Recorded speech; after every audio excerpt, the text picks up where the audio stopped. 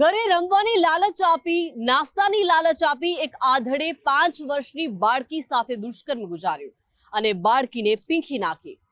ક્યાંની છે આ ઘટના, શું થયું અને આધેડ કોણ છે, હવે કાયદા સામે કઈ રીતે તેના સામે પગલાં લેવામાં આવશે, જોઈશું આ રિપોર્ટમાં।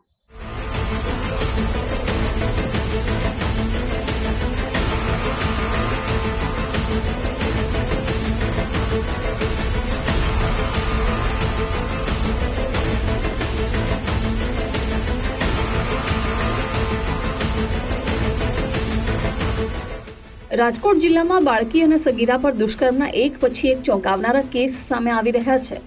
જસદણ, વિછિયા અને ઉપલેટા બાદ હવે જેતપુરમાં 5 વર્ષની માસૂમ બાળકી પર દુષ્કર્મ આચરવામાં આવ્યું। આ અપકૃત્ય આચરનારો શખ્સ પીડિતા અને તેના પરિવારથી પરિચિત એવો પાડોશી જ હતો।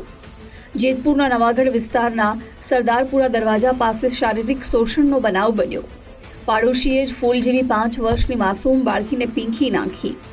આ બાળકી અવારનવાર બાજુમાં આવેલા ઘરે રમવા જતી હતી। પાડોશમાં આધેડ અને તેની વૃદ્ધ માતા રહેતા હતા, પરંતુ વૃદ્ધા કોઈ જરૂરી કામ અર્થે ઘરની બહાર નીકળ્યા। આ સમયે 42 વર્ષીય માનસિક વિકલાંગ એવા નરાધમે નાસ્તો આપવાની લાલચે ફોસલાવીને બાળકી પર દુષ્કર્મ ગુજાર્યું। જે બાદ ઘરે પરત ફરીને બાળકીએ તેની માતાને જણાવ્યું કે અમે પાડોશમાં અંકલને ત્યાં કપડાં ઉતારવાનું રમતા હતા। 5 વર્ષની બાળકીએ પોતાની સાથે થયેલી અઘટિત ઘટનાની જાણ કરતાં જ સ્વજનોના પગ તળેથી જમીન સરકી ગઈ। ભોગ બનનારી બાળકીના સ્વજનોએ જેતપુરના ઉદ્યોગનગર પોલીસ સ્ટેશને પહોંચીને ફરિયાદ નોંધાવી તો ત્વરિત એક્શનમાં આવેલી પોલીસે પીડિતાના પાડોશી એવા 42 વર્ષીય જીતુ ભોજાણીની ગણતરીના કલાકોમાં જ ધરપકડ કરી વધુ તપાસ હાથ ધરી છે। દુષ્કર્મી જીતુ ભોજાણી માનસિક રીતે વિકલાંગ હોવાની વિગતો સામે આવી રહી છે।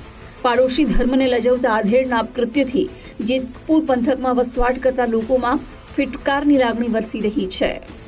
ઉદ્યોગનગર સરદારપુર દરવાજા પાસે એક જે નાબાલિગ બાળકી છે તેના ઉપર શારીરિક અડપલા કરી અને રેપની ફરિયાદ નોંધાવવામાં આવી છે, જેમાં આરોપી છે જીતુ દેવજીભાઈ ભોજાણી, જે એમની પડોશમાં જ રહે છે અને અવારનવાર એમના ઘરે જતો હોય અને એમને પણ એના ઘરે રમવા માટે બોલાવતો હોય અને આ શારીરિક અડપલા કરતો હોય। આ જે ભોગ બનનાર છે દીકરી, એના માતાજીને આ ખબર પડતા આ સમગ્ર મામલો છે એ પોલીસ સુધી પહોંચતા એનામાં કાયદેસર વિધિવત ગુનો દાખલ કરી અને એની ધરપકડ કરવામાં આવેલ છે અને એમના અત્યારે રિમાન્ડ માંગતા એમની 2 દિવસની રિમાન્ડ પણ મંજૂર કરવામાં આવી। પીડિત બાળકીના પરિવારજનોએ તાત્કાલિક હોસ્પિટલમાં સારવાર અર્થે ખસેડી છે।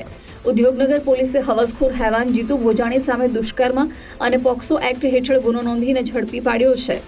પીડિત બાળકીની માતાએ નોંધાવેલી ફરિયાદના આધારે પોલીસે આરોપીને ઝડપીને કોર્ટમાં રજૂ કરતા જીતુ ભોજાણીના 2 દિવસના રિમાન્ડ મંજૂર કરવામાં આવ્યા છે।